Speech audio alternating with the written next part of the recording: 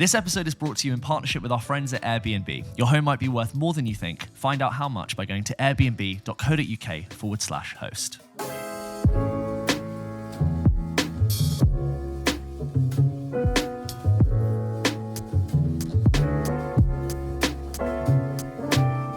So when I was in North Macedonia recently, I had a morning where everything went terrifyingly wrong. I slept in, and I didn't have enough time to have a coffee before I went out. Okay. And I don't think that's... And so I eventually had one at sort of 11:45 a.m. I weep for you.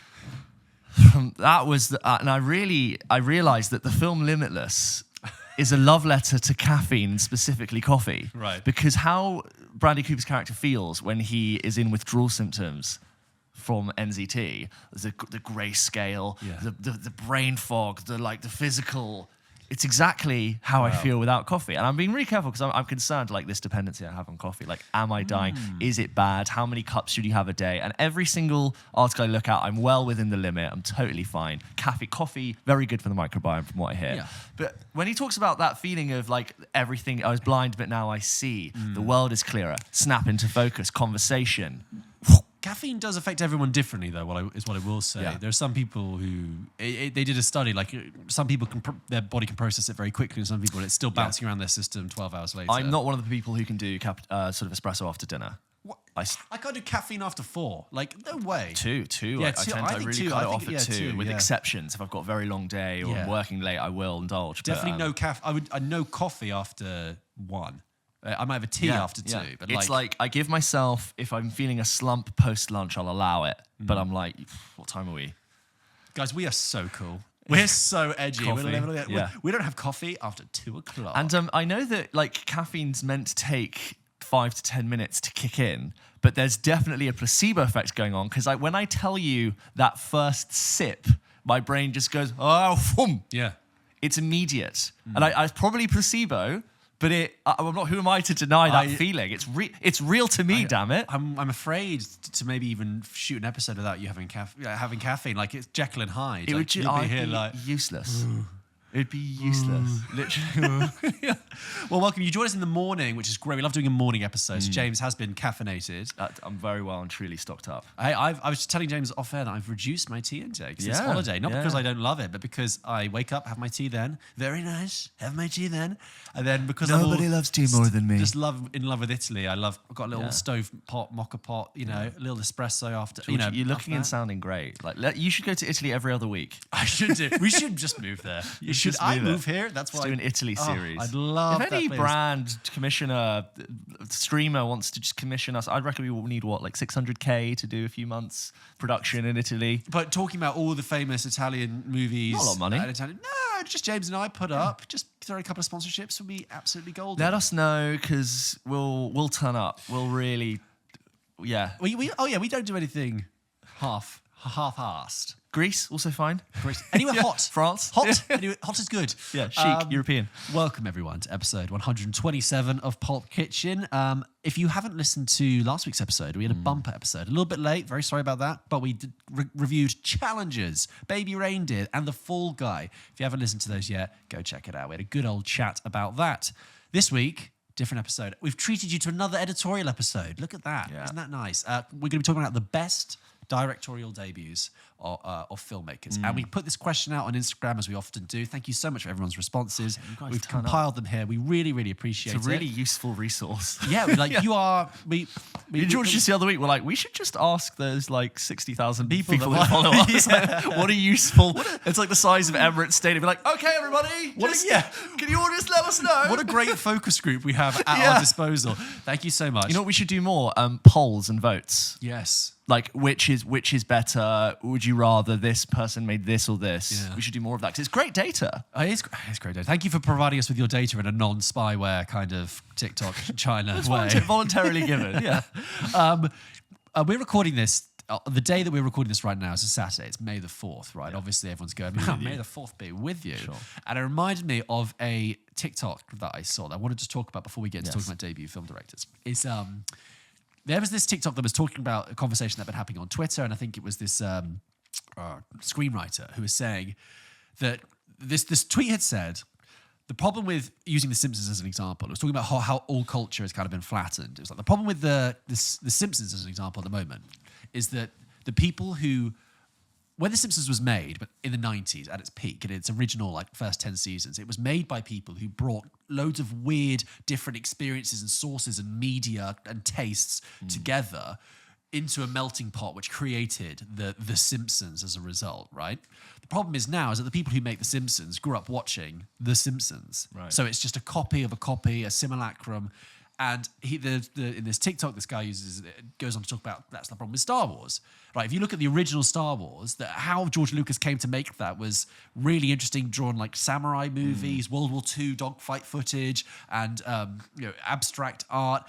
And then you get sort of Star Wars. The problem is now everyone who's making Star Wars projects grew up watching Star Wars. Ghostbusters, we talked about that recently. Ghostbusters is a really... If you think about the original Ghostbusters, the fact that it was not based on an existing IP... It's a really strange, quirky tone. Even for its time, it's What a strange weird. movie. It's got a very odd sense of humour. It's about ghosts. It's set in current day, then contemporary New York. The title doesn't match the tone of what that film is. Ghostbusters is quite a pulpy, flicked idea, but what it is different to It's what the way film wackier. is. Yeah. But you only get that kind of film because Dan Aykroyd and Harold Ramis and Bill Murray coming together, bringing in their kind of kooky weirdness creates that. The problem with like the most recent Ghostbusters, which was rubbish, is because the people who made that, no disrespect to them, I mean like the people who commissioned that, I should say, just have grown up watching Ghostbusters. Yeah. They do that again. So it's this copy.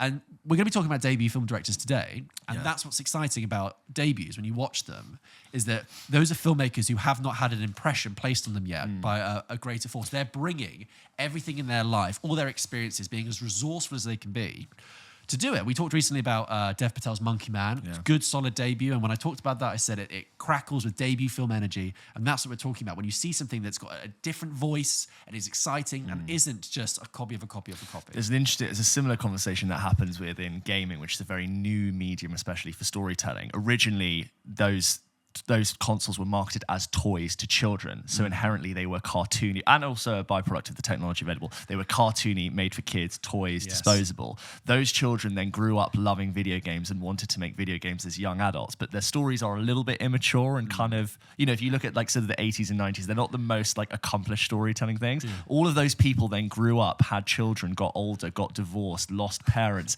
and all of these games now are about loss, fatherhood, being a mother, what it means to lose a parent, what it means to lose a partner, and they're always literally growing up because this medium is only 40 to 50 years old. That's such the maturity of the medium. Totally. And now you've got people who would have played different types of games that are now as accomplished as any great TV show, who want to change and completely re-narrativize how video games work. And you just see it grow up literally.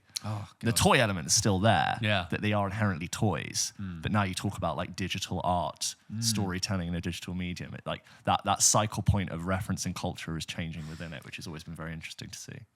We're getting into it this week, guys. We really like it. We're getting into the deep topics, the things that matter, behind the movies, taking a break from the movies, get behind the movies. Anyway, let's get talking about the directorial debuts. Thanks for your input, guys, on Instagram. Let's get on with it. Hey guys, this is a quick message brought to you in partnership with our friends at Airbnb. James, the warmer months, it's they're brighter, coming. It's spring, lighter. it's summer. It's great. Feel it. Our show literally looks better because the light and the sun is out. You can see it in our skin. Yeah, we're happier. We are happier. We probably review things more favourably. On a graph, we review it more favourably in the Release summer your months. stuff when the clocks go back, because we'll be better. Clocks go forward. Thank you. But we, as much as we do enjoy the show, James and I do need a break from each other. We are planning holidays away, geographically away from each far other. too much of you. Necessary. I want to be in a different time zone to James. Yeah. But I love booking holidays. You know, it's it's great. nice, exciting. Got a nice little trip with the family to Corfu. Oh. This summer, very nice. We've actually booked an Airbnb to stay out in Corfu, and my sister is already, very organised as she is hosting her London flat while we're away. She's very good. She's very good. Okay. Puts that up very easy, makes a little bit of extra cash while she's away. And it's just really convenient. That must be a pretty nice feeling to be on the beach with a pina colada, knowing that you're getting a little bit of extra cash from hosting your home back home. Drinks on her. Lovely. Yeah. And then I actually looked at what other flats in my area were going for, and I thought, I should definitely look into this. I just think it really makes sense, especially if you're traveling a lot for work, you go on the occasional holiday. It's a really easy step to make a little bit of extra cash that really just makes sense if you haven't done it already. Yeah, I have heard about hosting before on Airbnb. I've never done it, but all the people that have told me about it are people like me. So I often think, why don't I do it? Well, if you guys are interested in hosting, your home might be worth more than you think. Find out how much by going to airbnb.co.uk/host. So, the best ever directorial debuts from a filmmaker. We love it when we see a directorial debut. And I want to begin by just talking about, first of all, the people's vote. We asked people on Instagram, what's the best debut from a filmmaker? Yeah. Overwhelmingly, and not surprisingly because it was a very recent example, but the number one film that came to people's minds was Celine Song's Past Lives. Film of last year. Film that we loved last year, Pulp Kitchen film of 2023. Yeah. We loved it. We talked about it extensively. We don't need to talk about it Go and much check more. out our reviews for Our gushing reviews, our praise. spoiler cast, it's all there. We loved it. But yes, Celine Song made a very, very, very accomplished film. And Celine Song had a very extensive theatre director background, so obviously not just immediately picked up a camera and looked at art and made something. Yes, and it's worth saying that Don't get too disheartened about Yeah. the people who've made their directorial a debut. lot of these filmmakers who've made their debuts, draw on a lot of existing experience either in television or as being an actor or making a lot of short films. And there are actually 3 technicalities I want to point out with names that were suggested to us. Rules. There are some rules here, guys. So first of all, Frank Darabont, his first feature film was technically The Shawshank Redemption. Yeah. Congrats to you, Frank Darabont, because well done. That film definitely endures. Solid. However, technically, he'd already made a TV movie before that. He'd worked in TV a lot, but he'd already made a TV movie. So it's a little bit of a... Sidney Lumet, similarly, everyone said 12 Angry Men, great debut. I'm like, yes, but he'd also made a TV movie before that called The Challenge. Because when we discussed the idea of doing this, we quickly looked at what Google threw up, and those films that I'm like, damn, 12 Angry Men. Yeah, Is that it's the very first one? accomplished. But without having done a single bit of research. A lot of people suggested Greta Gerwig, and I'm like, I love Lady Bird, and I know it feels like a debut, and it is like the new Greta Gerwig that we associate with, the Greta Gerwig we know. Has debut energy. Absolutely, definitely has debut film energy, but technically she co-directed a feature film in 2008 with Joe Swanberg called Nights and Weekends. So it's like that does matter because you're bringing with you all this experience of making particularly a feature film. And there's actually a huge disqualification for one. I'm really sad about this because I was gearing up to talk about a debut film that I love, and everyone has suggested, but lo and behold, the film that I have to disqualify is Damien Chazelle for Whiplash. No. Whiplash is not his debut film. His debut film is a film called thought it was. Guy and Madeline on a Park Bench from 2009. Admittedly, I think he made it when he was in film school, but still, it's a feature-length Counts, Damien. movie. I'm afraid that counts. Don't get me wrong, we love Whiplash. And actually, can I just Yeah. take a brief point on Whiplash? This is a tangent, but Yeah. I've been thinking about Whiplash recently, and that that's a film that It's your Roman Empire. no, it's not what I remember, but a lot of people, you love it, I love it. A lot of people totally. really hide that, and it's a film we can revisit a lot. I do get the feeling that Whiplash is for our generation, will be for our generation in a few decades' time, what The Godfather is for our parents' generation, right? Right. So hear me out. I kind of see where you're going So, with that, yeah. we like The Godfather. Yeah. It's a good movie, but we don't go immediately to calling We it our didn't favorite feel film. a duty to tell people how good The Godfather was. Whereas, like, my parents' generation, literally my parents, it's their favorite movie, The Godfather. And with Whiplash, I just get the feeling that if you speak to anyone in a sort of broad age bracket of us, sooner or later when you're talking about film, they'll go, oh yeah, well, Whiplash is fantastic. It came out the age that our tastes were maturing too. And it's very, very good. It's really and good. it's endlessly rewatchable. And for me, it's Damien Chazelle's best film still. And he's made some good films, but that is still my favorite film of his. And it's like, in my favorite films. And I know it's very popular and it's a little bit film bro-y, but like, I get the feeling that that's going to be the one in like people telling their kids like, you see movies? Well, you haven't seen Whiplash from 2015? Yeah. Oh, you got to go see that. And The it's so drumming one. easy to jump in and watch that and come out with So good. just beaming with joy at how good it is. It's really actually, it's very easy to recommend that film. It's quite universal in that Totally. sense. Although I told Anna that I had that idea, and she was like, "That's funny because I've no desire to rewatch that movie, and I've not really thought about it." And I was like, I reckon pack your I've bags. seen it 3 times, maybe 4. Yeah, same. It's really, really good. What I love about Whiplash is it's like a Swiss watch. The mechanics of it, and again, it's not a debut film, but still from a very young filmmaker. Give him credit there, and it is very tight. The tightness of it is like a Swiss watch. I just love seeing how you can make a film with that speed and that tension on a short time frame, like a 90-minute movie. And it doesn't look crazy expensive as well. It's mostly shot in small, dark rooms where like the drama between 2 characters is the highlight. There's no spectacle really apart from the music itself, which if you know how to shoot that's just basically taken for granted. Those were the So there you go. You're not getting in it, but you got a very good discussion. well done, Damien Chazelle. Doesn't count, but it doesn't count. We'll give you your roses anyway. Okay, first one to talk about. It's a huge one from like a few years ago.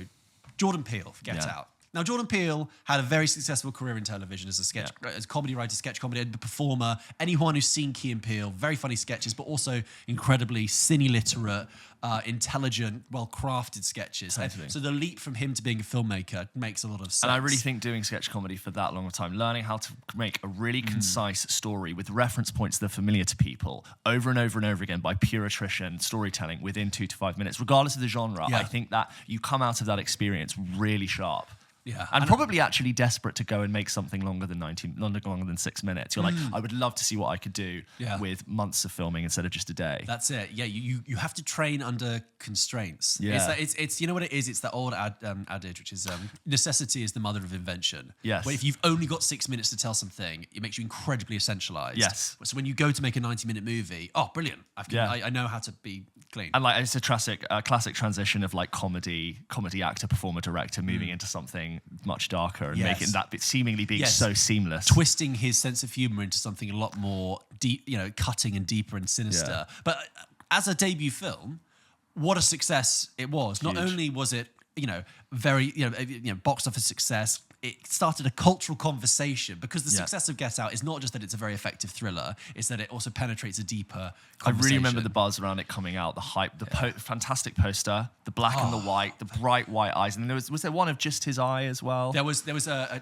teaser one that was just the band of his that eye. Was it, yeah. The American poster is a lot more generic. It's like a gunshot with a cracked glass and it's like blue. But the UK one was really on the chair, the sink into the floor scene. We don't talk about them often because it's a podcast. It's basically an audio-led medium, but we do love movie posters. Yes, and we would happily talk about. Yes. If you guys would like to hear us talk about movie design of posters, we might do it. But like I said, it's a visual thing. Similarly, like we'd love to do an episode on scores, but I think we can't just insert scores of films without it being a copywriting issue thing, which for an audio podcast would be lovely. It's the kind of thing that like the Beeb would get to do. Yes, the BBC with If the budget. If the BBC want to give us a show, and we could just commissioners could just compliance all of the scores we want to put in. I'd love to do a 2-hour-long special going through the great scores. Fantastic. That's Jordan Peele, fantastic. I think he got some Oscar nominations as well. I think he might have even won the best screenplay. But what a great transition from drawing on your experience and building something new. And the great thing about Jordan Peele as well, is that he's continued to make relevant, exciting films and has become an auteur. We return to. I look forward to seeing Jordan Peele movies. Totally. And back, we were talking off air about Monkey Man. He backed Monkey Man as a really nice to see that. Like if you've got capital and sway in the industry to do what you want. And I love that if like over 10 years ago I said you'd never guess which comedian would transition into filmmaking on the biggest, most exciting scale. Culturally relevant, you just wouldn't have guessed that, and I love that someone can just shift and make a really great impact on the industry that they love. A couple of other ones. A recent example: Charlotte Wells for After Sun, a bit like Past Lives, a good type movie that kind of burst out, very much a breakout hit. What I love about After Sun, which was a movie you and I both liked, I really liked it. But I remember watching the ending of After Sun, the sort of finale of it, which is really powerful, really profound. And I remember thinking, that's a fresh voice coming through there. I can't wait. You get excited to think, I can't wait to see what this person does next. Yeah. I like that it looks distinctively cheap and not in a bad way. Yeah. That's part of its charm of its new film energy, is that it isn't trying to outdo itself in production when you need to make a film about textures, sounds, smells, voices, people, skin. All of that sensuality is very easy to capture. It does sometimes feel like we were just with them with a camera, seeing what they could pick up. I think when we'll talk about this, I guess when we go through the other ones, but like I do think the key to a good debut is like you are working under that slight constraint as well. It's different if you're like with Get Out, you're drawing on previous experience as a storyteller. Yeah. But I think that if you're honing your craft as a storyteller for the first time, it does sometimes actually aid you to be working in a constrained environment. Yeah. It's like, I love Oppenheimer and it's brilliant. It's a feat of filmmaking, but that film only exists as a byproduct of an accomplished director's 7th plus film. You do not get to make the chance to make films with that talent, that budget, that cinematography. Love that it's there. That's 20 years of work. That's not first film energy. No. That's career high energy. It's totally like Killers of the Flower Moon equivalent. Just don't. That's not what maketh. Only a director as in his 7th decade or whatever, 8th decade as Martin Scorsese could make that kind of movie. But in 1 year, you and I can hold up Killers of the Flower Moon and Past Lives, and they can be in the same conversation for Film of the Year, despite that, which is what's so exciting. That's a really good point. A couple of other ones. Alex Garland, Ex Machina, a film you love. Yeah, really brilliant. I think I'm really due a rewatch. It's a film that is wonderfully dense and knotty and way more interesting than you give it credit for in its first watch. I remember liking it when I first saw it, rewatching it and just thinking like, wow, this is brilliant. And it's so much fun to jump online and YouTube essays all about it and the theories. There's a wonderful sort of aligning of the stars. You've got 3 actors who I think at that moment in time in 2014, 2015 were just on their real rise to fame, doing really interesting work and are now sort of very accomplished. And it just brilliant performances. It's shot in a really cool way. Love the design of the AI, the translucent spider web design of it. Just brilliant. Yeah, I'm due I've only seen it once. I'd love to rewatch it again. But I do love Oscar Isaac, Donald Gleason, Alicia Vikander, just together, like really strange visually performance from Oscar Isaac at that time, like doing something very different with how he expressed himself. And I don't think Alex Garland has quite got to the highs of Ex Machina since, which is a shame. I sort of, I did remember. Did you say when you saw Civil War, he sort of potentially taking a break from directing? He didn't say it at that again? point, but there had been an article that was circulating online. Right, but I think it's been slightly taken out of context. But basically, yes, I think he had intimated that in the near future he might not direct something. He might not direct a movie immediately after Civil War, basically. He might be taking... But as he pointed out, he was like, I'm still going to be a filmmaker because even if I'm writing, that is filmmaking. Yeah. But Alex Garland, in all his films, I think he's got a really great... He really understands how to direct tension, whether that's in horror or like sort of a real boiler point of getting characters in the same space, really tense with each other. And he is still a voice, I think. You have a dark, scary mind, and I'd like to keep hearing what you have to say in film. Can I just jump forward to dark, scary? Actually, since you just said dark and scary, please. A genre that is often brilliant for directors to sink their teeth into is horror, right? And horror, it's quite you can effectively do a horror well on a low budget. You could, it's amazing how on little you can scare people. And actually, sometimes we've said that some of the best horror films are restrained, are low budget because Paranormal Activity, for example, made one of the most profitable films ever made. Yes, regardless of what you think of the quality of its sequels, spawned and repopularized found footage. That's also why, actually, in a way, talking about like Blair Witch the cultural Project as well, flattening. too. That's why when a studio sanctioned horror film comes out, I'm always a bit like, that doesn't look very scary because it's just sort of bloated. But when a self-produced, independent horror film comes out, it's interesting. And I've mentioned that for 2 films. One is a film that we love on this show, which is Barbarian. Zach Cregger, again, had an extensive career in television and, like Jordan Peele, had a background in comedy and sketch comedy. And that really comes through in Barbarian, which is funny and dark and twisted. Yeah. But that's a really great, exciting... moving, and we talked about directors having their own voice. That film has such a specific tone to balance the horror and the comedy. Yeah, it's brilliant. But the other one as well I wanted to shout out was Jennifer Kent with The Babadook. Yeah, which again, scary film, effectively very scary, but also manages to be about something deeper, about loss, about grief. It totally elevates it from being just another scary film to something you're very happy to recommend to horror fans. Like, if you haven't seen The Babadook, really, really delivers on scares and deep and meaningful. And similarly, I mean, this isn't a straightforward horror film, but Shaun of the Dead for Edgar Wright. Right? I mean, Edgar Wright had a successful career at that point. He made 2 seasons of Space. He'd done a lot of TV things, but this was his first feature film. And it's hard to get made. I remember Simon Pegg telling a story about that movie almost didn't happen because it's like a low budget zombie comedy. But that, again, Shaun of the Dead, the reason that film is great is not just that it's really funny. It is really, really funny, but it's because it's genuinely quite scary at times. It's a spoof film, but it's probably the best, most highly regarded spoof film ever made, and it's not necessarily spoofing anything in particular versus just itself, just a genre, just the whole genre as one. Really, think about like the scary movie films at the time, but this was so stylistic and so well done and so memorable and rewatchable as well. Oh, it's so good. I always do you have a preference between Shaun of the Dead or Hot Fuzz? Hot Fuzz is my favorite of the 2 or 3, but 2. I do prefer Hot Fuzz. I've seen Hot Fuzz more times. I think probably Hot Fuzz has got more quotes in it. You can just drop out, drop into conversation. I don't know. And just sorry, I just mentioned found footage, but like the Blair Witch Project as well. In terms of that element that is very much lost now because the internet is the beast that it is. Is this real? Yes. No, it's real. I swear to God, bro, it's a real story, and it is so grounded and realistic, and it's shot on a potato. Yeah. It just brilliant, and so I don't think that could ever really happen again in that way. That is actually probably the best example of what you can do with a low-budget independent horror film. Yeah. I mean, what I love about the scares in Blair Witch it's not about individual scary moments. It's about the latent sense of dread and fear and paranoia. It taps into the primal fear of being lost in a forest.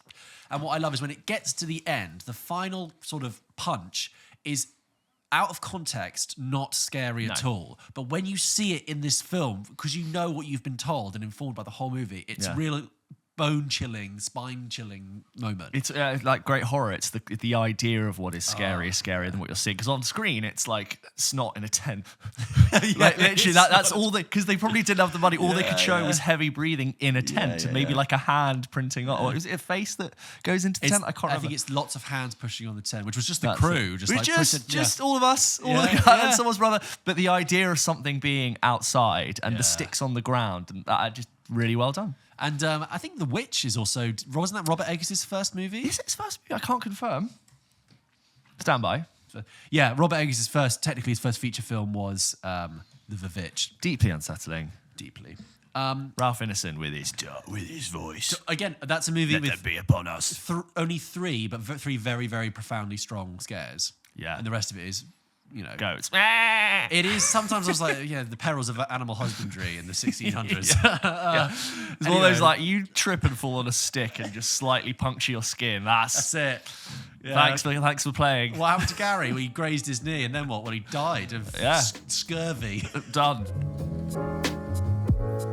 Moving away from horror now, again, we've talked about people who've drawn on backgrounds in comedy, but a film from a director who's only made one movie and a debut film is Bo Burnham with 8th Grade. Like, what a great, lovely movie that was. So good, yeah. Really well executed movie about the anxious feeling of being 13. And if anyone hasn't seen it, they must. It's funny. It's really good heart. And the filmmaking, we're talking about them as filmmakers. The filmmaking is very good. There's the central scene where she has to go to a pool party, and the music that is used, it really captures the paranoia and tension of being in that moment when you feel like everyone is looking at you. You're in a swimming costume that just does not suit your body because your body is changing. Yeah. Everyone's very awkward and gawky. It's a really great movie. I've said this a few times before. I think it's the best film, or actually the only film that I think really understands how to capture the internet and what's going on there. I think for a really long time, the internet, it's not a very inherently cinematic thing to capture because it's filming a screen or even a phone, which I think is hard to make relevant to people who are watching a screen. Or you're having this digital overlay which dates. And for a long time, well, the internet is new and social media is new. And for a long time, I don't think filmmakers want to touch exactly what's going on behind that screen or even understand themselves how to address this new way of experiencing other people's lives through social media. And then you go and watch 8th Grade and you're like, that's such a great articulation of how the internet affects someone who has grown up with a phone screen in their hands. Totally, yeah. It's about their experience of it, their first-hand lived experience of being... I mean, I remember with 8th Grade, Elsie, we're shown that her burgeoning desire, her pubescent sexual awakening, is she's experiencing through that the lives of others, through her phone, in the way that she sort of not stalks, but checks in on the hot guy in her class, which is something everyone does, like looking at other people online. And it's kind of vague. She sort of like kisses her finger, then kisses the glass, and it's kind of like this, but burgeoning sexual desire. And I'm like, that's a really brilliant way of encapsulating and capturing that experience. Yeah, just like I feel like we're due more content on the impact of films. On the impact of social media in lifestyle. It's such a dominant and prevalent piece of marketing, information, news, social experience. Like even in The Social Network, it's quite light on what they're actually inventing. There's moments when Mark Zuckerberg is like, we're calling it the wall. They're sort of coming up with these ideas, and you take the entire social experience of college and put it online. And that film is all about the drama of who owns Facebook. But there's so much more to be said about this world that we're living in, how we're experiencing information and giving it to our children. And that film's just really good at doing that. And Bo Burnham also talks very articulately as himself about social media and the impact it has, and how basically he thinks it's a really big problem. And anyone again who hasn't seen Inside, which he did, his comedy special. Go and watch Inside, hilarious. Like one of the stand-up pieces of COVID art, I think, that people will look back at and go, "Oh, that was that captures and reflects." It's so much more than a stand-in Netflix comedy special. It's brilliant, and very cinematic as well. Very cinematic. He shot it all himself. And inventive. It's all about being inventive. Really inventive. I remember I didn't like I knew who Bo Burnham was for a very long time, but I was never a huge fan of his. And then when our school took us to the Edinburgh Fringe in 2013, and they paid for one of like the Friday night shows to take us all to, and then we all just went amongst ourselves. But the show they brought us was to go see Bo Burnham's What, which if you've seen that show is a phenomenal live show. And I remember thinking, oh yeah, that'll be fun. I like Bo Burnham, internet video guy. Watch that live show, and I just came out of it thinking, holy mother of God, that guy is seriously talented. Like tight, concise, hilarious. And his work consistently has gotten darker and more meaningful. Talks a lot about depression and anxiety in his comedy, but always so funny. You know what's funny is that like Anna busted out a Bo Burnham reference the other day that really caught me off guard. I completely forgot it because I was like, we were talking about Taylor Swift actually, and I was like, do you like this song? Do you like this song? And I was like, do you like this song? And she said, no, that's a bit too much of a repeat stuff. And I was like, oh yeah, Bo Burnham, very accurate. He's talking about pop music. I really like Make Happy, by the way. The final song where he takes the piss out of Kanye West doing the auto-tune song. And he talks about like making a burrito and it's all a metaphor for mental health and taking on too many things. It's really good. And then he's like, I can't perform anymore. Thank you. Good night. I hope you're happy. Drops the mic and then he's not done a live show since. Yeah. He's not done a live show since. He was just like, I'm done. Bye. This is too much. I'd love him to do another live show. I'm going to fire off quick fire now, some remaining names, if that's right. If you want to just give some sort of quick reactions to that, sure. Is that okay? Because you've just got a big number of names here. Nice, yeah. So we've talked about this before. Neil Blomkamp, District 9. Oh, yeah. Impactful. Again, talking about impact of found footage in 2009 and how big that was in telling a story. Amazing central performance from, remind me. Charlton Copley. Yes. And I think also I think that's his first screen role as well, yeah. And like it's similar to Christoph Waltz. You discover this actor in this great film and like, where the hell's this guy been forever? And I said this when he's in Monkey Man, and I'm like, I would like to see him in more stuff, Charlton Copley, because he can play sort of weird menacing very well. Even though he's not a menacing character in District 9, he's actually very good at being kind of weird and wild. I want to give credit to District 9. I've only seen this film once, but the visual effects for the time, I remember feeling totally real and really felt like dirty and lived in and in that environment, really felt part of the world, despite it being like a mothership floating over the slant. Like just really well done. Not special effects that instead of being isolated to a specific scene, were just built into the, as you say, into the environment so well. Which probably helps when you add motion blur of camera shake, and it's probably a lot easier to pull off that effect. Yeah, District 9 totally. Citizen Kane, Orson Welles, first movie, he was 26. And he has made, in many people's eyes, one of the best movies of all time. It is the Citizen Kane Tops of movies. many lists. Yeah, it's in there. Have you seen Citizen Kane? No, okay, I've still not. I've only seen it once, but I did think when I watched it, I was like, this is pretty good. Pretty good. Yeah. And I did think some of the filmmaking was really inventive and really strong. And I know some people think it's overrated, but I thought it was pretty good. The fact that he's 26 but talks like a 48-year-old man, hello, I'm Orson Welles, is very, very bizarre. But he wrote it, directed it, acted in it, produced it. It's the proper auteur movie. Yeah. And he was 20-bloody-6. So good on you, Orson. Bradley Cooper wishes. Bradley Cooper could never. Yeah. I love you, Bradley Cooper. I love you. I know you're listening. I don't want you to. We love Bradley Cooper. I truly believe you will make a great movie. Yeah. It's just not the one you think it is. It's not Maestro. It's true. It's going to come. A couple of 90s examples. I've never seen it, but Wes Anderson for Bottle Rocket. Nice. Noah Baumbach's first movie, Kicking and Screaming, is actually really charming. Really, really nice. The lead actor in that plays the dad in 8th grade, actually. Nice.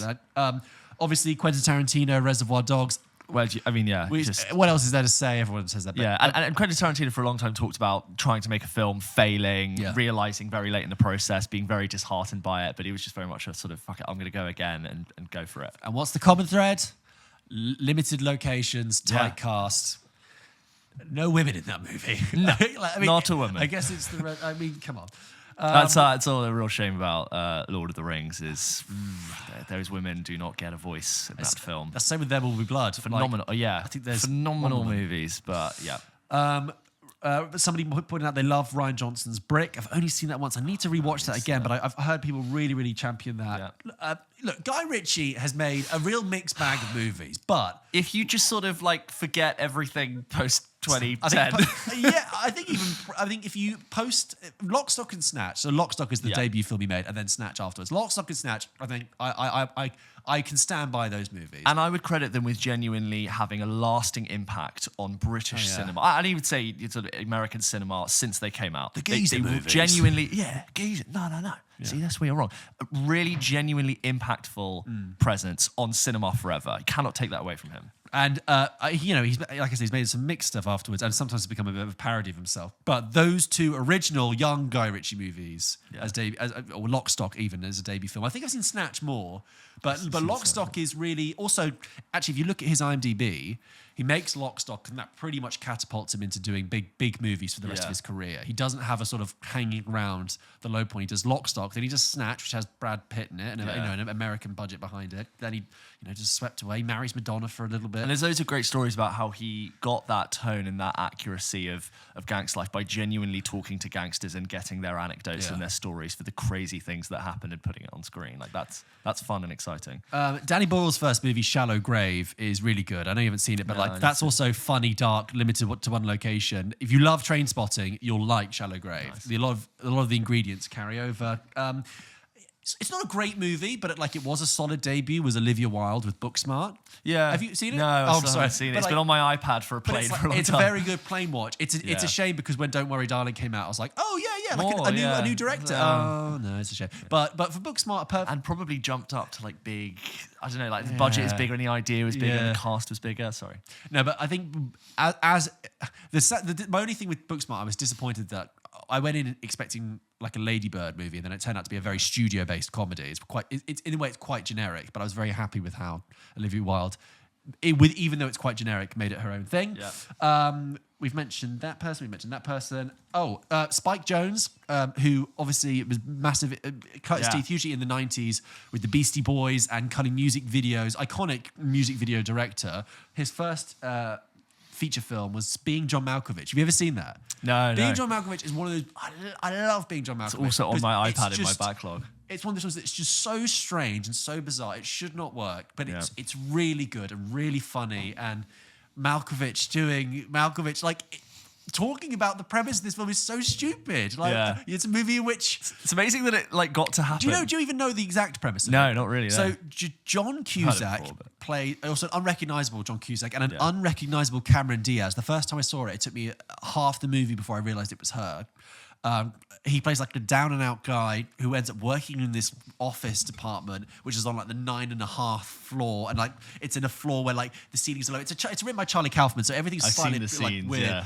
But he discovers a door that, when you go into it, allows you to be in the headspace of the actor John Malkovich for 15 minutes, and then after which you are ejected onto a corner of the New Jersey Turnpike, right, out on the motorway.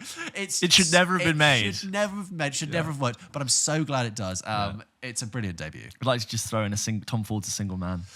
He's only made 2 films. I've said this many times. I'm his biggest fan. I'd love another film. I hear he's writing one. Please make more. And that's a movie that isn't constrained or restrained. No. And draws on, but he's drawing on such an interesting background and experience and fashion. Yeah, in terms of like artistic creation, if you don't know, Tom Ford was sort of retook over remade Gucci into what it was, eventually made his own brand, which was Tom Ford, spun off into filmmaking. His films are stunning pieces of production art. I'd love a coffee table. I think there is a fashion coffee table book of Tom Ford that's very famous, but I'd love the cinematic coffee table book of his fine stills from his films and liftings from the concepts. He makes beautiful, beautiful clothes and films.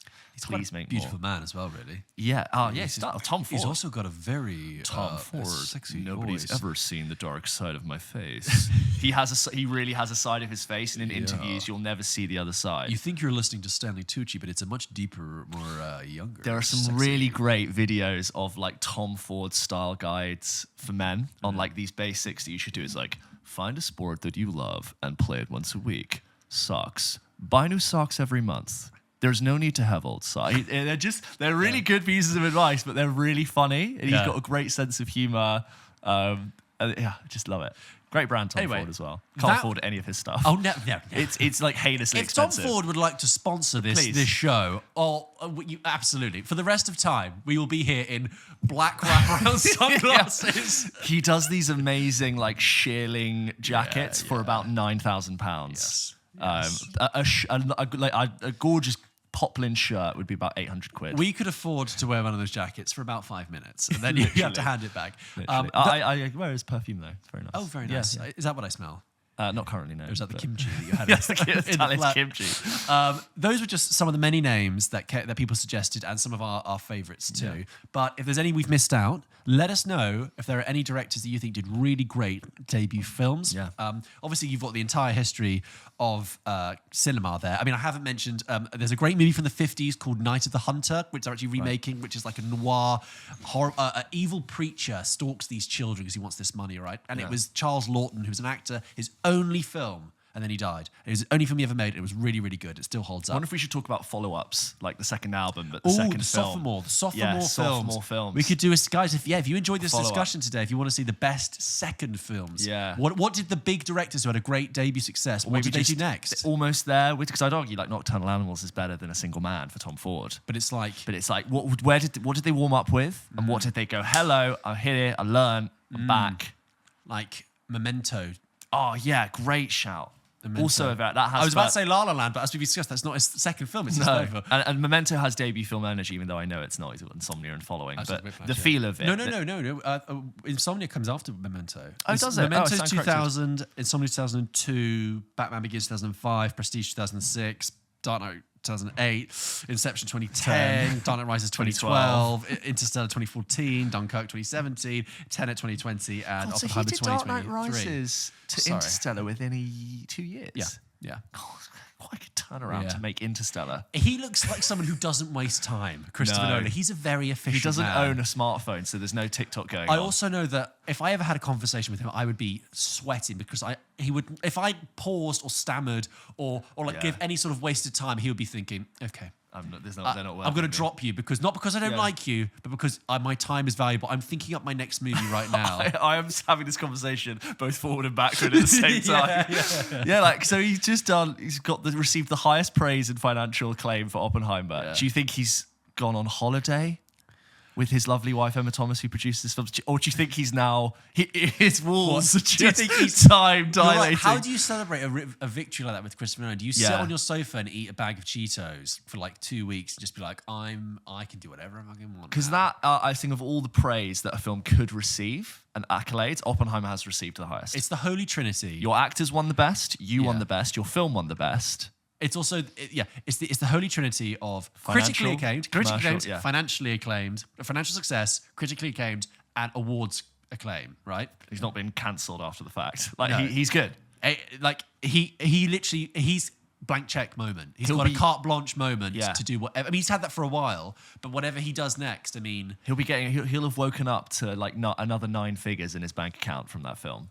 That is what interesting point for an artist to be at. It's not like to be fair, he's made very financially successful, critically acclaimed films. But you're here now. You've done it. I think that is what. Sorry, we've gone on a tangent about Christopher Nolan, but that is what makes him one of the most interesting filmmakers. Is that he's been able to be an auteur filmmaker who makes Christopher Nolan films, smart films.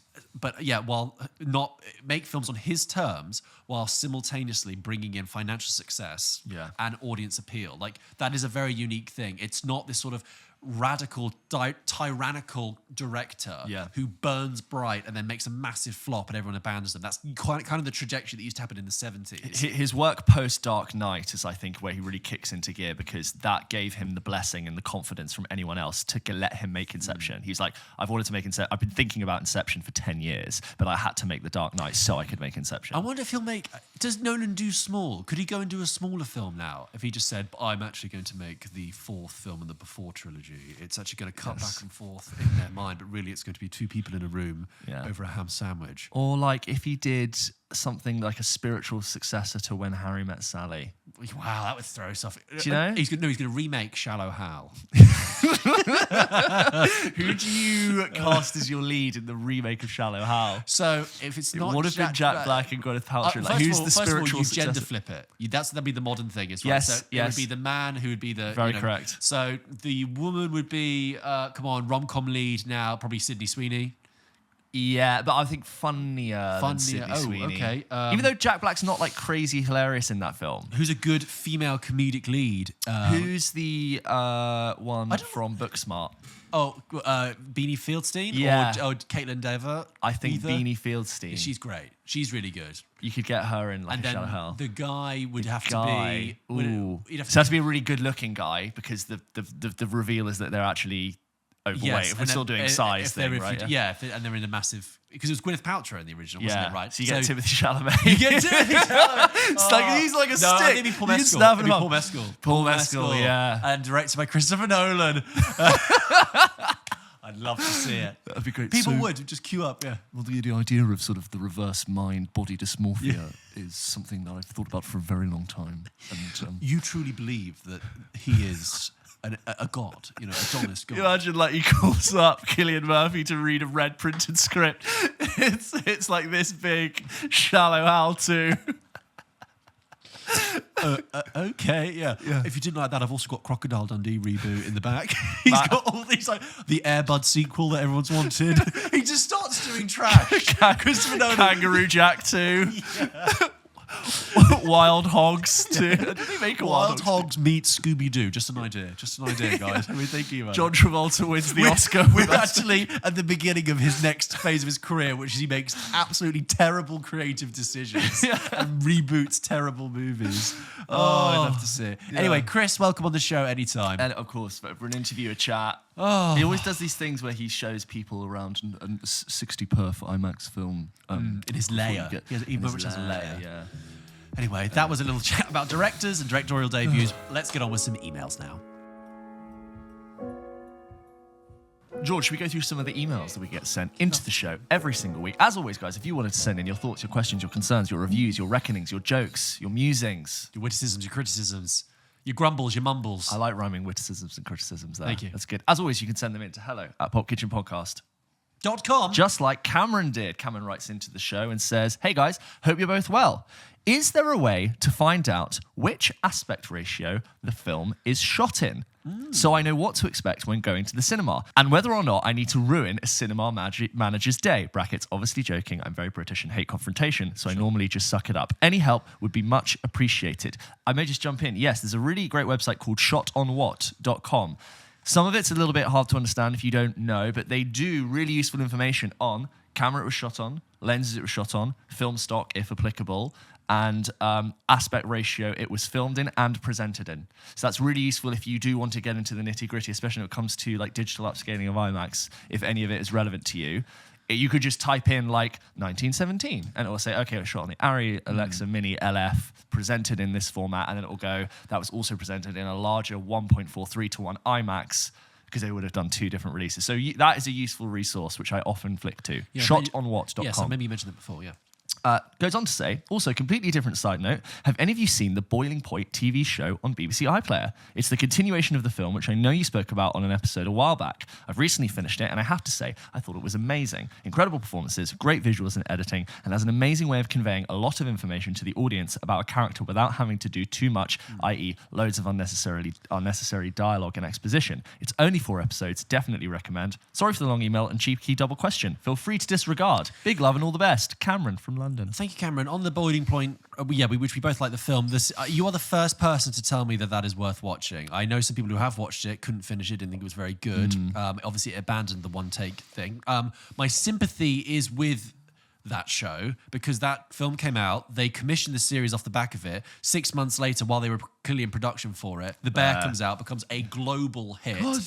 2 seasons of that came out before Boiling Point could even turn its head around. Yeah. And then that comes out and gets 4 episodes. It's a bit like, but I haven't seen it, no. This next email is from Will, he says, "Hey, James and George, friend of the show, Will here." So, calling yourself, you are a friend of the show, I know who you are, Will, but thank you. I'll call you a friend of the show. You are always a friend of the show. I'll start off this email by saying that I've been loving listening to you ever since the Impressions on TikTok era and have been an avid listener ever since. I feel like it's a continuing era. We still do the Impressions. It just rolls up, We've got to get more of those clips out, but thank you. They're there. It's fair to say that now, whilst I came for the food, which I hope makes a comeback someday, dream on, I stayed for the great conversation and entertaining film chat. It really brightens up my morning walk to my lecture at 9 a.m. on a Friday. Oh, you're welcome, Will. Thank you. It's very nice thoughts. The only thing I can imagine us doing is we do an editorial on the great food in cinema, great food scenes in cinema. Maybe. Anyway, the message is in regards to 2 movies I watched this past weekend. I started as a high watching Challengers, and I must say that this was amazing. It was so entertaining and just an all-round easy watch that I found to be one of my favourites of the year so far whilst I was watching it. I honestly compared it to Top Gun Maverick, and it was just about how much I relaxed into the movie so easily. I look forward to hopefully hearing a review on the pod. Yes, it came out last week, and hearing what you guys thought. My second review of the weekend was one you already reviewed and which I had similar thoughts on. That was Back to Black. Yes, Back to Black, reviewed a couple of weeks ago, the Amy Winehouse biopic. A movie that just happens and didn't really give me anything new and that I didn't think of except about the incident that happened afterwards. I will say that it was probably the most interesting part of the experience, as by the end of the film, 2 people were shouting at each other over the fact that one of them was talking through the entire movie.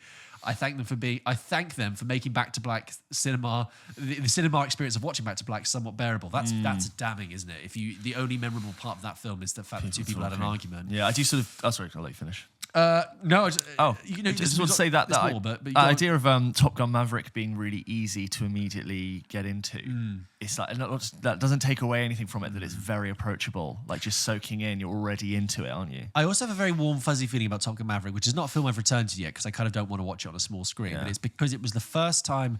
Like I went to the premiere of it, but it was more that was the first time in the time that we'd done the show that there was like a movie event, and you felt that everyone was in the world was getting excited about a film, gone to see it, and had gone to talk about it. And we had a lot of emails in, and that was like really exciting from our point of view doing the show. And I also remember going to like the park and like talking to some friends about it, and they were like, "Oh yeah, we've seen it," and I was like, "Oh, movies are back." Yeah, after COVID, movies are big back. Movies are back. Really nice. And then just on Back to Black, I mean it's. What you say about it just didn't really give you anything at all. Unfortunately, it already being so clearly not true to that story, unfortunately, means it offers very little to its audiences. And I've actually been surprised at how little, after the initial backlash when the film came out, how little that film has been talked about. It just kind of goes to say that there's nothing really that film gives you. Yeah. Will finishes his email by saying, my hot take in this email is which is already pretty long, he says, is that I actually kind of enjoyed Jurassic World Fallen Kingdom. Which is the second one. They go to the island, it blows up, and then they have the dinosaur auction. It has some great horror sequences, and some of the set pieces involving the Indoraptor are really entertaining and made me feel like more of a horror movie than an actual dinosaur movie. Sure, the clone subplot is meaningless and doesn't shock you at all. I still think it might be one of my favourites in the franchise. Hope that you have a great week, and I look forward to more episodes of Pulp Kitchen. I'm happy for you, but I will be confident to say you're alone. I think I think it's worse than World 3. Like regarded, yes. Yeah, I didn't even get to Dominion. I don't think I ever. I did watch it, but I reviewed it, but just Jurassic World, which is like, it's fine, it's there, it's okay. But I think, and stop me if I've said this before, but what was nice is that when I went to the cinema to see that, at the end, I thought, well, Jurassic World, that was it. I remember Kid behind me, said, wow, that was the best movie I've ever seen. Yeah. And I was like, there you go. That entire thing was worth it just for that kid's reaction. You should have just shook him and screamed him and... Have you not seen the original, kid? Go home! You're going to be like a scary old man. God damn you! Grab his mother and scream at her. What are you doing bringing him here? He doesn't see the original. Anyway, next because he hasn't, and he probably still hasn't. No. If their parents knew what was good, they'd go, "Oh, great! Why don't we go and get 9 years old? Perfect for Jurassic Park 1." He would have done his GCSEs by now. He'd be all grown up. Oh my god, he would be. Okay, he would have seen Jurassic. He was 9 years old, but now he would have. Now he would have done. This was 9 years ago. If you are that child. If you went to the Brighton Odeon in the summer of 2015 in I want to say an afternoon screening and sat on the centre left block behind a man and a woman, and you saw and you said to your mum at the end, "That's the best movie I've ever seen," I was sat in front of you, and I hope you've seen the original Jurassic Park. I hope we'll hear. This next one is from Laurie, who writes in about challenges and film clubs. Says, "Dear George and James, / James and George, Laurie here, compulsive listener, first time e-learner." I like it, like you're addicted. Well, gotta get my fix, man. I love listening to your passionate, informed, but informal movie discussions. Thank you guys are next in line to the film throne. Yes, that's a nice little tagline. Informed, but informal. Love it. Oh, Juicy. Thank you. Thank you. Movie discussions, brackets, you guys are next in line to the film throne held by our omnipotent leader, Mr. Kermode. You briefly met Mark Kermode. I did recently. I had bumped into Mark Kermode when I was a teenager, and I think I told this story on the show before, but at the Fall Guy premiere, which was at the IMAX, which is a very strange, quite constrained location BFI. to have a premiere, but yeah, the BFI IMAX in London. We were going up the stairs actually at the same time, him and I. Nobody in front of us, nobody behind us. And I was just like in good spirits, talking to people. I was also there on my own as well, so I was more easily able to cut in and out with people. And I just sort of turned to him and said, "Oh, hi, Mark." And he went, "Hi," in a way that, bless him, I know that, look, he's a man, I think, in his early 60s, who I think probably, he's very competent. I'm not trying to say he's but like, I think it was clear in the way he said that he struggles to remember people's names. Meets a lot of people, doesn't remember their names, doesn't remember their faces. Maybe his eyesight's not too good. Mark, I love you, not a problem at all. But I immediately said, "Hi, Mark." I shook his hand and said, "Oh, we don't know each other, but I just wanted to say that, because of the podcast you do with Simon Mayo, it's been a huge inspiration. I actually have my own now with a friend of mine." And he was like, "Oh, that's great." And like, it was a very nice, pleasant interaction. And we had a little laugh, and I said something like, "Love the show, Steve," which is a little thing they say on Kermode and Mayo. And then we parted ways, and I think he forgot about it instantly. It was a forgettable interaction. Even I forgot about it. I'm not thinking he won't remember me, but like, it was just nice to be at an event where you can casually shake hands with. I reckon he is despite having that kind of interaction, I reckon he's the best type of famous. Oh, yes. Because also the annoying part of it is I reckon a lot of people feel comfortable to go up to him and say, "Hi, I just want to say I love your stuff. I've been listening to you for years. You're an inspiration." Blah blah blah.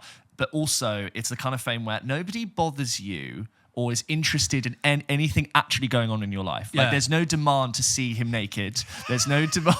There's no demand to like see him going to get groceries. Yeah. But when he's on holiday, out at a restaurant, walking around doing his thing, and in industry. Also, this is in an industry capacity, so it's perfectly acceptable to go and say hello to him.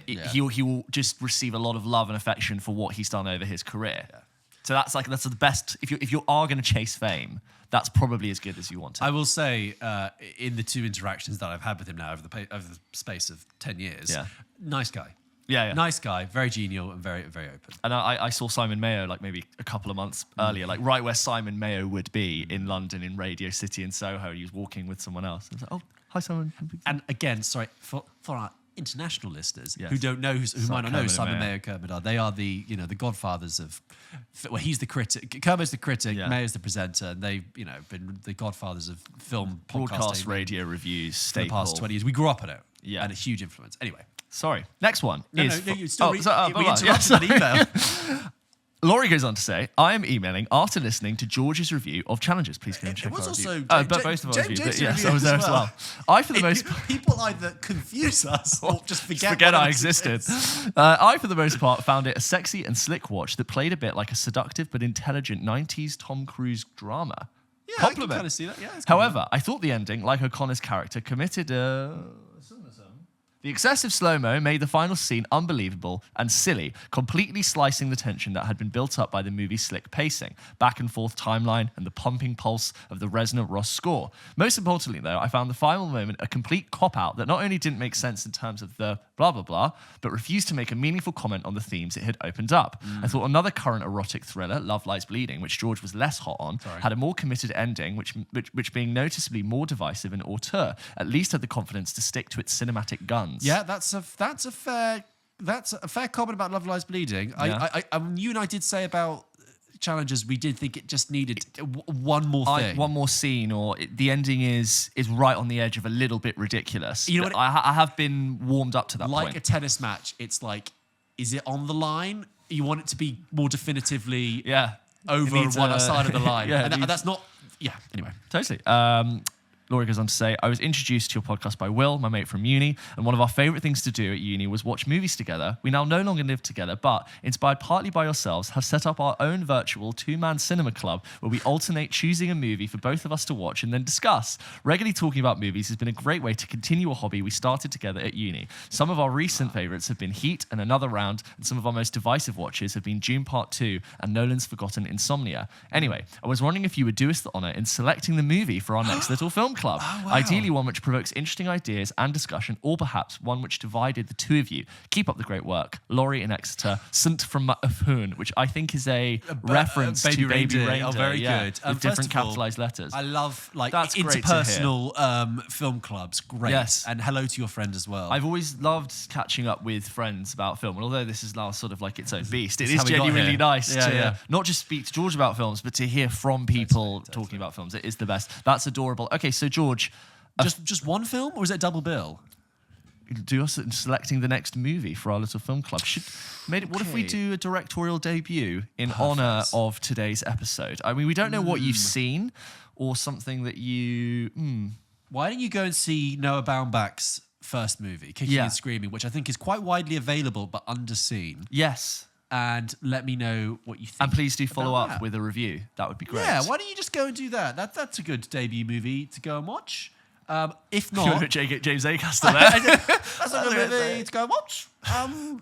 Saw a debut. Kicking and screaming. Made a debut. What I would say is, if that doesn't float your boat, choose one of the debut films that we've mentioned in the episode today. If you right, haven't seen Tim. those. Thank you so much, Laurie. That's a lovely email. This next email is from Calvin, who says, "Hey, James and George, Calvin from Manchester here. During the last episode, while talking about, this is a few weeks ago now, while talking about Back to Black, you discussed issues with the genre of musical biopics as a whole. I definitely agree that most musical biopics fall short for me. I just want to add in this point, there was a caveat to this, and which also actually proves my point. So even though I do think that genre is very tired and does not actually offer a lot cinematically, there is a very good musical biopic that is underseen. It would go into my underrated movies if I ever did it, called Love and Mercy with Paul Dano and John Cusack, which is about Brian Wilson of the Beach Boys. I remember this film. And I the haven't seen reason it. this is a good musical biopic is not just that obviously we see Paul Dano as young Brian Wilson creating pet sounds, creating iconic Beach Boys music. It's because it's also about a very specific, unique thing that happened in Brian Wilson's life, which is that he became under the control and conservatorship of his manager, Eugene Landy. So that's why it's not a textbook Bob Marley, Amy Winehouse, Rocket Man, Bohemian Rhapsody kind of thing. Soon to be Michael Jackson. Soon to be Michael Jackson. It's like, oh yeah, this has a reason to exist because a very specific thing happened to him. Love and Mercy, great movie. Oh no, that should be your film club. Sorry. Oh, yeah. Sorry, Laurie. Scratch that, Laurie. Laurie, Come come back. back. Laurie will. That's your movie. Love and Mercy, the Brian Wilson Beach Boys movie from 10 years ago. Go and watch You that. can also do both and just... You could just do you got, both. you got weeks. You got to keep We're doing not going them. to stop you. Yeah. Anyway, Calvin goes on to say, we were You run to the outside house, Laurie. We're sorry. We were recently cursed with the announcement of the BCU, the Beatles Cinematic Universe. God. 4 individual Beatles biopics helmed by Sam Mendes, all set to be released in 2027. Did we talk about this on the No, show we yet? didn't actually. So just people understand it. It's like one movie per Beatle told from their perspective, okay? Yeah. And you're going to get a Paul one, a George one, a John George's one, a and big a Beatles Ringo. fan. Huge Didn't know. Beatles fan. So this pricked my, got my attention. I want as a big fan of the Beatles, I want these films to succeed, but others have failed. So I'm curious what you think would make a truly great musical biopic of these, or do you think the BCU is doomed from the start? Thanks again for such an entertaining podcast. BCU. My wife, who never listens to podcasts, is now a dedicated listener. Shout out to Welcome, Zoe. Zoe. Yes, Thanks, come Calvin. in. I will just say about the Beatles biopic.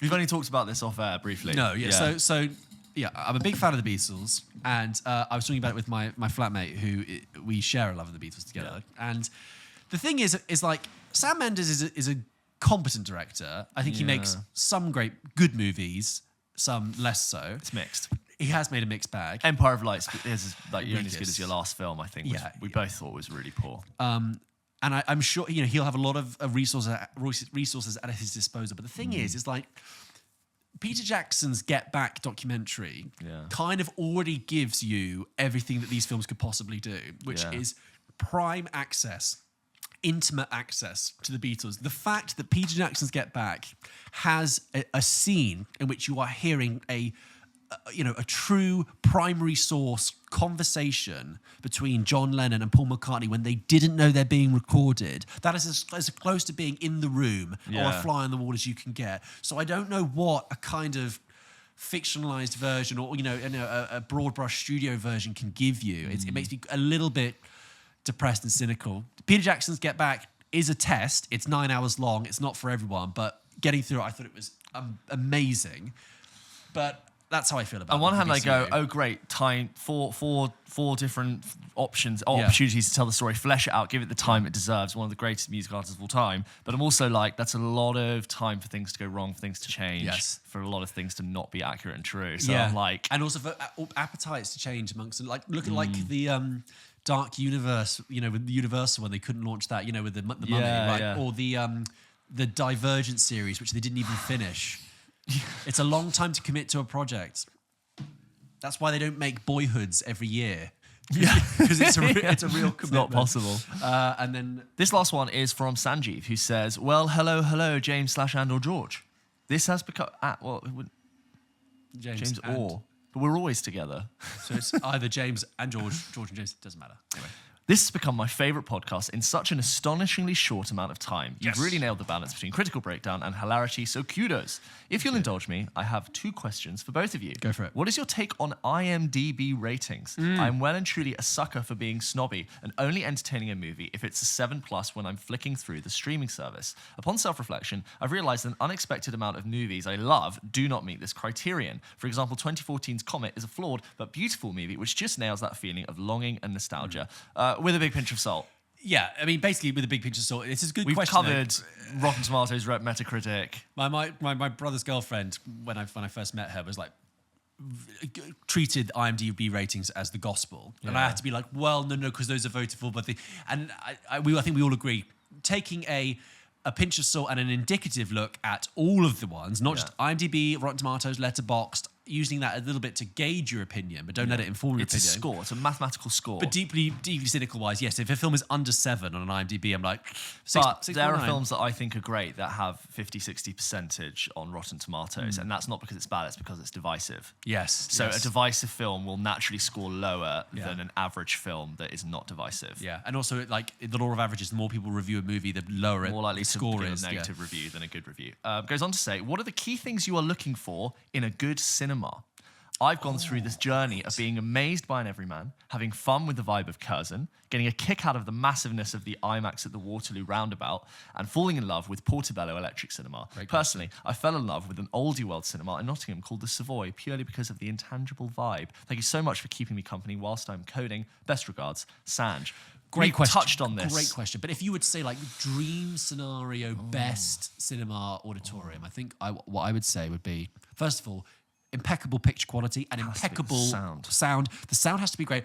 Also, the acoustic separation from the auditorium and the outside of the rest of the cinema. I don't want to hear the rumble from the next screen. I don't want to hear the murmur of people in the foyer. I don't want the door when people come into the auditorium to be too loud. I don't want the as it comes through. And when the door gets stuck and now it's you know what my thing is. I don't want to see people coming into the cinema in my eye line. I want the entrance to be behind me. Yeah. I want wherever I sit for my awareness of other punters to be minimised. You know what I like a steep auditorium. A steep, yes. To me, steep auditorium is really good. When you've been to some, I think there's a multiplex in Cambridge where the screen is there and it's a fine screen, but it's like flat. Yeah. And I see every motherfucker getting their popcorn, taking their coat off, chatting thing. I see all of it. Yeah. And I remember I watched The Martian there and I saw it all through 60 heads. Yeah, no, it's not good. No good. Steep auditorium. Let them... Curved. So great cinema. The IMAX is curved to match the curvature of your face. But also a curved auditorium as well. Oh, curved auditorium too. Yes, that's great screens. They match the curvature of your eyes on your face, and it actually fully immerses you. But also, steep auditorium solves a lot of problems. I also think that there's the cinema I grew up with, which is now a deluxe version of a very famous multiplex cinema chain. Yeah.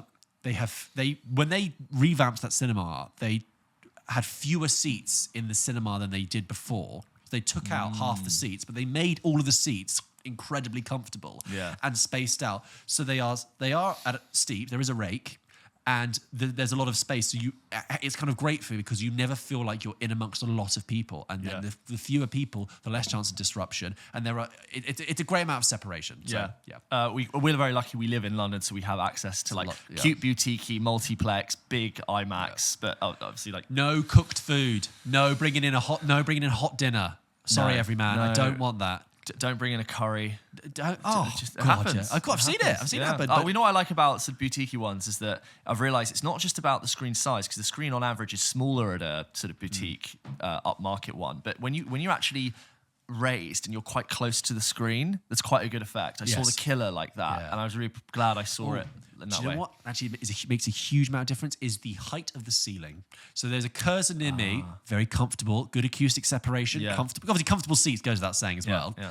But you're in a low ceiling, so you do feel like you're in basically a screening room. So you're very much aware of everyone around you. Whereas if you have a higher ceiling, a bit more like a typical auditorium. That's how sound bounces, isn't it? Yeah, a typical auditorium. You feel less like you're in each other's pocket. You're less likely for the chew of popcorn to bounce around the walls. When you walk into the BFI IMAX, something about it feels like walking into a cathedral. Oh yeah, the cathedral effect. We talked about it before, yeah, because it is like 3-4 stories high. Yeah. So you really are like about to experience this like a concert. Yes. Like when I saw what's the face in Stop Making Sense? Yeah, Stop Making Sense in the IMAX. I'm like, brilliant. This shouldn't make sense, but here it is. I really do feel like I'm at a concert and it's brilliant. Yeah.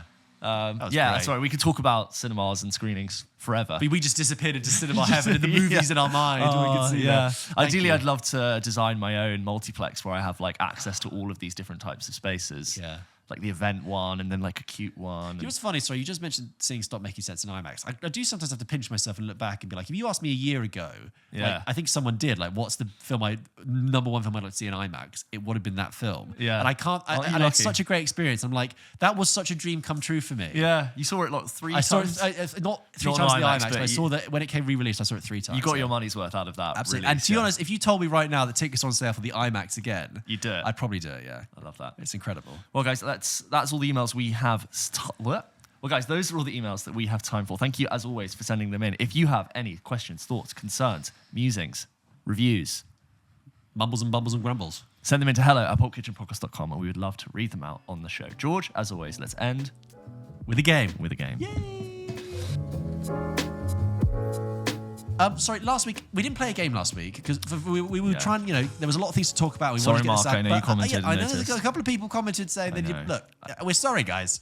We are sorry, but we've got a good game for you today, haven't we? I'm still going to say it. George, as always, Pulp Kitchen ends with a game. Back by popular demand. You guys really like this game. This is the sound game where I'm going to play, I think I've got 11 sound clips. Aren't we lucky? From films. George has to guess. I'm going to play him a line of dialogue, a piece of score, a sound effect, any combination of those from films. And George has to guess, with only hearing 3 seconds of the audio, what film it is from. George, I'd like to ask you when I play the sound, not to say it immediately, so to just give... This is great to play along with at home. Mm-hmm. And you can just listen and try and figure out the sound.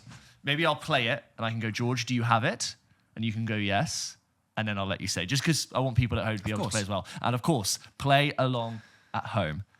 These start easier, and they get incrementally more difficult, not in like exact order, but because how do I gauge that? They're about 3 seconds long, both for difficulty and for copyright infringement reasons, which I assume would be there. So I think I'm just going to like hover on the algorithm's radar there. George, are you ready? I'm ready. For your first clip. You have to guess the film from this sound. Hold on, I just want to sort my sound out. Just make sure this is all loud enough. Okay, George, yes, are you ready?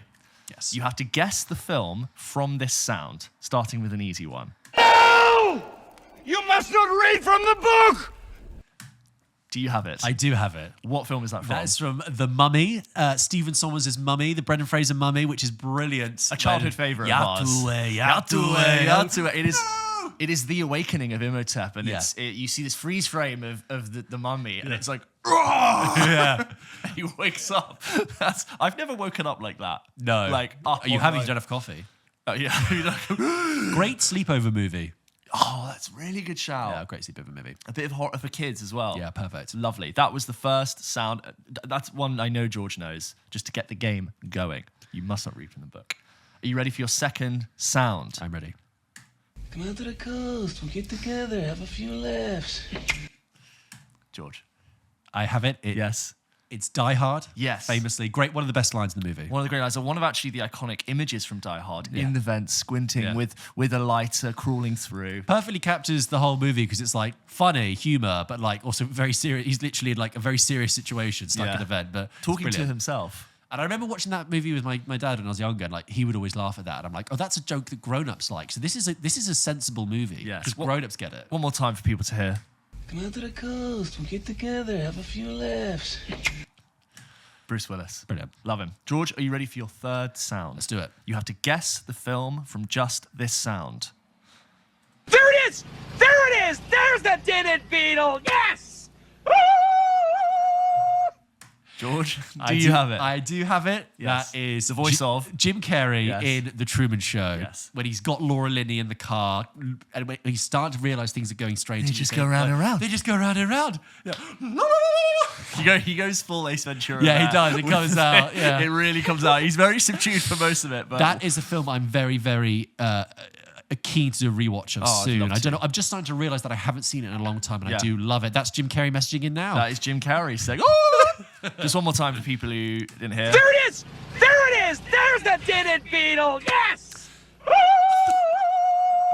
Sounds a little bit like Tom Cruise at the beginning of that. There it is. Very Yes, intense. could be, 90s could be. intense. Let's go next. Lovely. The next film. George, are you ready? Ready.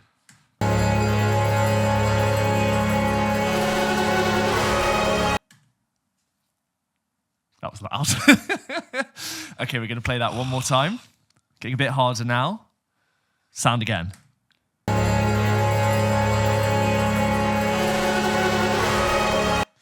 Is it familiar to you, George? Oh, that last little strings bit is, I think. Yeah. So Okay, June, no, Amazing Spider-Verse. no. I'll play it one more time. Do you have it at home?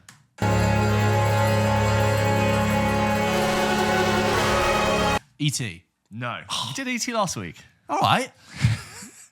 No, I don't have it. Okay, so you know this film, you like this film, you've seen this film. It is a very disturbing film with a very famous score which I'm playing.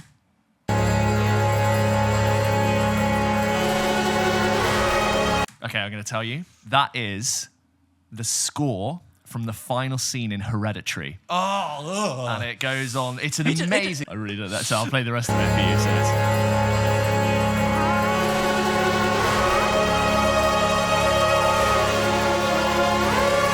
okay, no more. The film is in like pure peak Yeah. at that moment. Next. Great film, great scene. Also, sorry, another debut. That was his debut film, Ari Aster. Oh my god, yeah, how have you know? He made lots of short films before that, but yes, Hereditary, Hereditary. a great debut film. George, are you ready for your This next? topic is just a gift that keeps on relevant? giving. You enjoying it? You having fun? I'm You loving having it. fun at home? Ready for your next sound? I'm ready. You have to guess the film from just this sound. Other than that, I'm in good shape.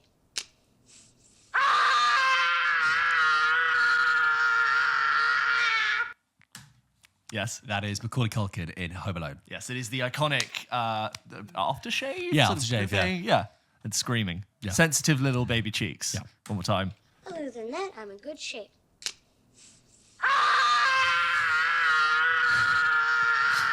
It's the moment where he's like, he's by himself, but he's actually being very responsible. Yeah. He's like, I've been washed and bathed and washed all my crevices in between my toes. I'm feeling good and I'm in good shape.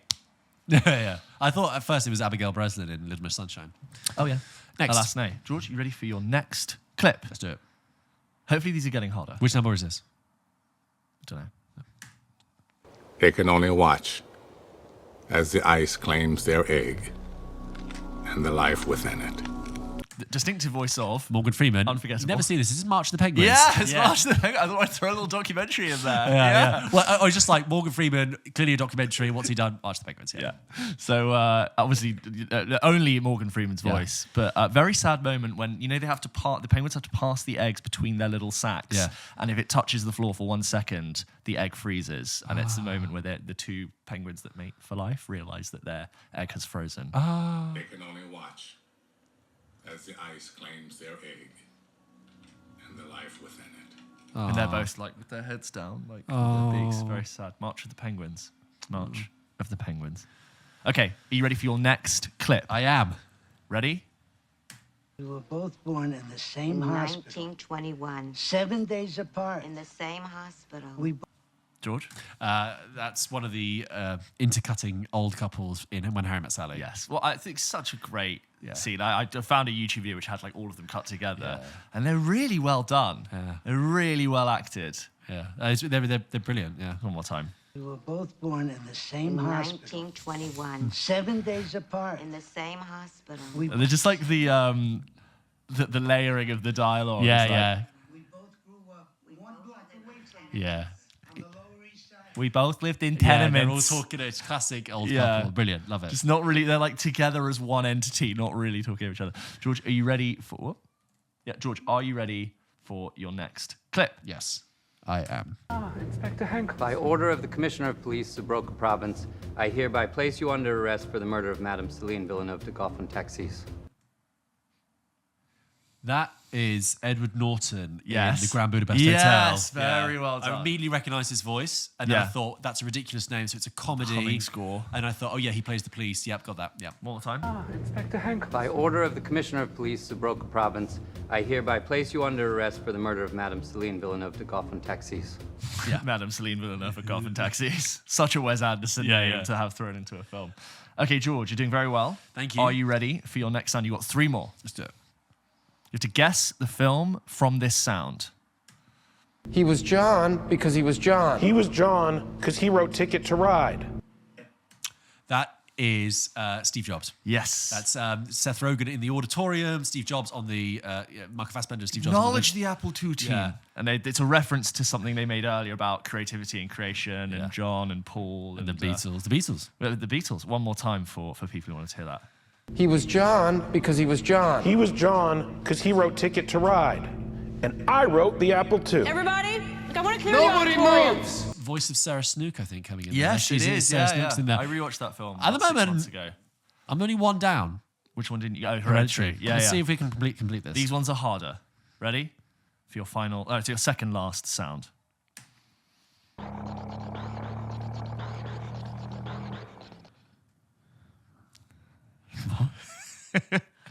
I'll play that one more time.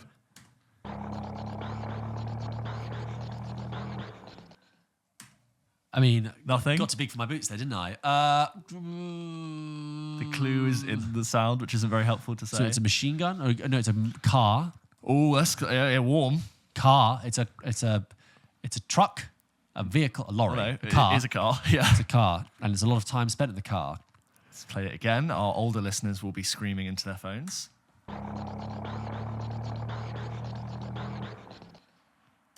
No, I don't got it. What's the sound? It's the exhaust.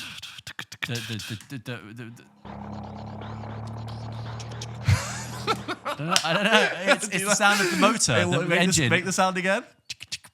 Ticket, ticket, ticket. Chitty chitty bang bang.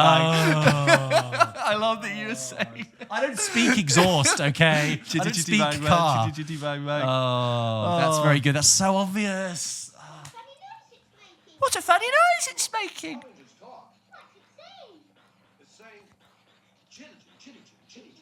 I love that you made the sounds. That really entertained me. Thank you. Okay, George, are you ready for your last sound? This is hard, but I can't tell if you'll get it based on just, things. Right, let's do it. Ready? Final sound. You have to guess the film from just this sound. Okay,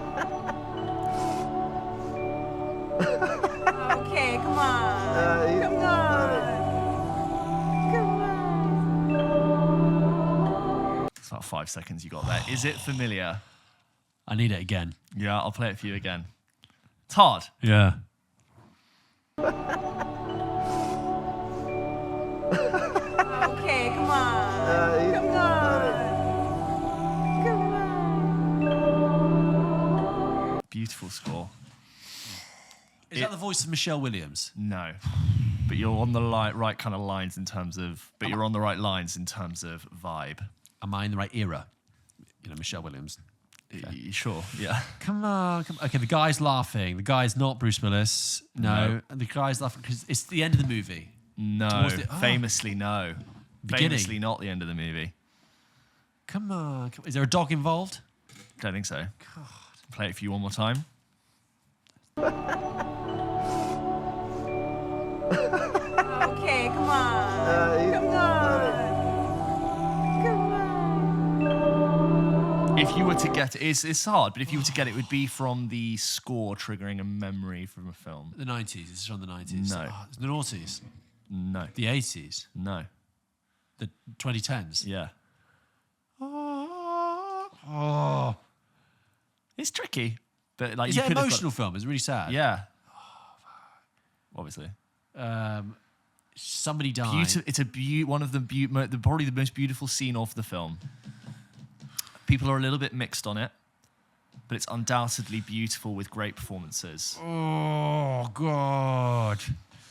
Oh, have I seen it? Yes. Have I talked about it on the show? We've talked about it actually somewhat recently, within 4 or 5 episodes. Not extensively, but you know, like it's come up, and I'll play it for you again. And then if you don't get it, it's hard.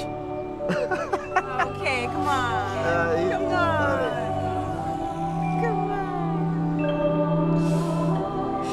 The score, it's a beautiful moment. It's a really beautiful moment in the film. You have to tell me. Okay, it is the scene in The Place Beyond the Pines when Ryan Gosling and Eva Mendes are playing with the baby, and it's this moment of real sort of like emotional clarity and happiness before he then goes on to do what he does in that film.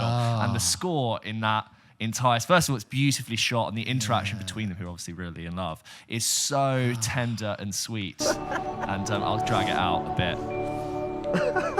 And he's sort of like laughing, and he's got the ice cream with the kid. Oh yeah. Okay, that is obscure. It's super obscure, but I like it's the the fact you hardest did it one. because it's a significant moment. I do remember the score from that movie being like, dun, dun, dun, dun, dun, Yeah. dun. Derek Jean-France hasn't made a movie in a while. I'd like to see him do more. Yeah. But they're very good. I wouldn't have got that, but I It's enjoyed really the hard. tease. I enjoyed It's a that. nice little tease, and like if you that's often regarded as like the best scene of that film. Yeah. Like, beautiful interactions between actors, and Yeah. Gosling in a real sort of sexy look there. The ripped off sleeves. Yeah, bad boy Gosling. Bad boy Ken. Yeah, really. bad boy Ken. We made that joke when we Yeah. saw Barbie that it's kind of Place Beyond the Pines look. Somebody's comment, they were cleaner. like, yeah, it's the same actor with the same hair. No, it's the same. It's, No, the same kind energy. of raw Yeah. energy. Yeah, The fringing. I contest that. Well, thank you, James, for that. I enjoyed that. I enjoyed that was game. the sound game. And I'd that- love to hear if you got any of these as fast as George, or got the ones that George didn't get. But this concludes our episode today. And that concludes our broadcast today. You've made it to the end of episode 127. Thank you guys for staying with us, and thank you for listening. It's been a really interesting episode. We've really enjoyed talking about something different for a change. We'll be back next week as ever. Please continue to follow us on social media as you always do, because we'll be posting interviews we're doing with directors and polls on our cast. Instagram story. Yeah, we put Let's out do fun things. The whole point of today, all the questions we asked on Film Instagram. Bites coming out that doesn't come out on the show. All of those are good fun. It's great. It's like Instagram- thousands of comments on some of those videos. So go get involved. If you're not plugged in and signed up and subscribed to our Instagram, TikTok, YouTube, Spotify, etc., Will you do it? please do it. And if you wouldn't mind, if you're listening to this on Spotify, just rating us a 5-star at the top. It really helps us as well. Yeah. And just share it And amongst your subscribe. friends. Subscribe to Yes. something of ours, Like, please. subscribe, It makes a huge comment. difference to us being able to do this. Yeah, We really appreciate it. we love doing Pulp it. Kitchen comes out every single Wednesday. And we love hearing from you. Thank you so much. That's it, isn't it? Take care. Bye-bye. Have a great Bye, week. guys. Bye-bye.